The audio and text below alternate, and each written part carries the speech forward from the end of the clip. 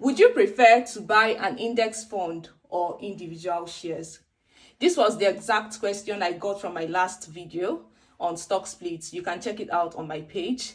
So the person is trying to find out between index funds and buying individual shares, which is better. And the short answer to that question is index funds.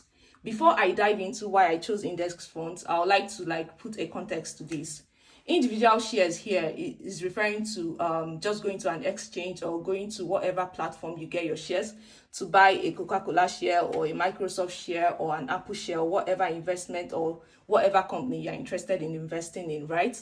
However, index funds are funds that are offered by financial institutions like BlackRock, Vanguard, Nutmeg, and the likes. And these funds, they try to mimic the performance of an index. So let's say, for example, we have the S&P 500, which is an index that contains the top 500 stocks in the US, right? So what these funds try to do is that they buy each of the stocks in this index, so that at the end of the day, whatever performance these 500 stocks, which is the index, has, that fund is going to have similar performance. Basically, they are just trying to mimic whatever performance the index has. Now, back to the question, why do I prefer index funds to investing in individual stocks? The one word for that is diversification. Index funds actually offer you diversification benefits. They help you diversify your portfolio.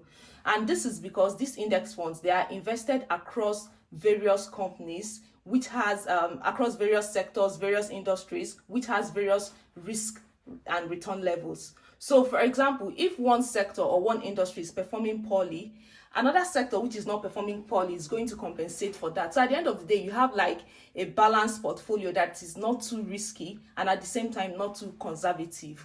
Now, the next question you are going to ask is, why don't I just go and buy these stocks by myself? If this is the same thing the index funds are doing, why do I have to go through an index fund?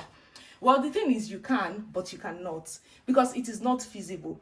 For example, S&P 500 has 500 stocks. Can you buy 500 stocks at the same time? In fact, before you even get to the 200th one, or before you even do the 500th trade, you just hear that one of the stocks or one of the shares that used to be among the S&P 500 has been removed and replaced with another one because it doesn't meet the criteria for being in the S&P 500 anymore. And at the same time, you also be incurring trading charges, exchange fees, commissions, and even taxes as you're carrying out these trades. So at the end of the day, as an individual, you cannot really replicate an index. That is why you need to go through an index fund.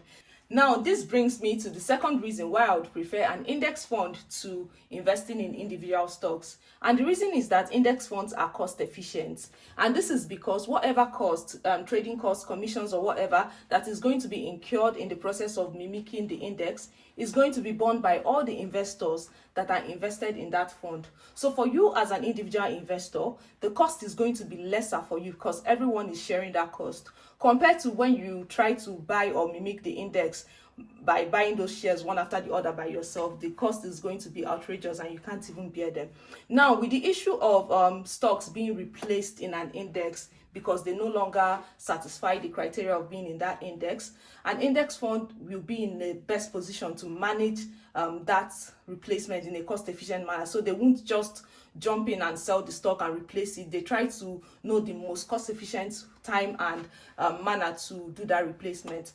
These are the two main reasons why I would prefer an index fund to individual stocks. Of course, there are other reasons, and there are also disadvantages as well, like management fees. But at the end of the day, for an individual investor, index funds, the pros of index funds actually outweigh the disadvantages. Now, before you rush to get an index fund and invest in it, you have to make sure you do your due diligence, check the fund's history, check the benchmark, check that management or the fund manager has been meeting the benchmark, check the volatility, check the constituents, and the fees as well. There are lots of things you have to check, so do your due diligence well before choosing a fund to invest in. Now, if you are here at this moment, it means that you've watched this video and you've enjoyed it. Please leave a comment, share, and subscribe or follow me for more investing tips. I'm Olivia, and thank you for watching.